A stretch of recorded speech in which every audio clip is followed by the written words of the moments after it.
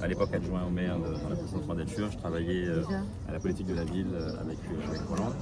Et donc et ici en particulier, à Bras-Fusil, parce que je peux dire que je viens aussi de ce quartier, il y a une vraie nécessité, il y a un vrai besoin. On est sur une situation qui reste très fragile, très précaire. Vous voyez, on est de groupes d'habitation, des logements sociaux, avec un public extrêmement fragile, avec des problématiques là, qui sont connues,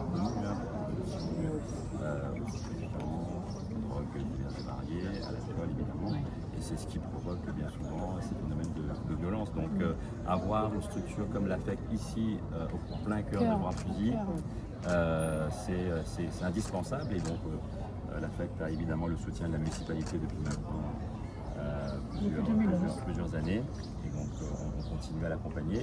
Et ce qui est aussi intéressant à noter, c'est qu'il n'y a pas très longtemps, c'était au mois de août je crois, la ville a inauguré un centre social, le premier centre social de Bras-Fusil, alors qui a émergé suite aux violences urbaines qui ont eu lieu ici en fin 2020, début 2021.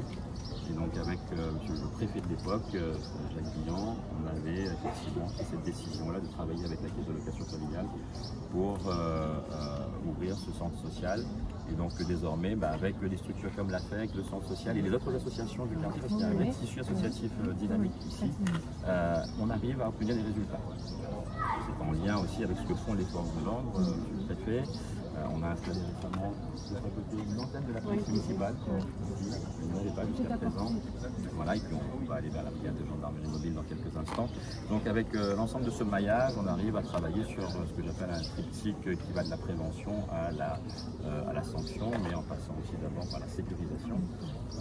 Et donc il y a des résultats. Moi j'ai discuté récemment avec plusieurs habitants du quartier qui sont là depuis des années et des années, qui me disent que oui, même s'il y a 3 ou 4 ans, on a connu des tensions véritables sur le quartier, aujourd'hui les choses commencent à s'apaiser.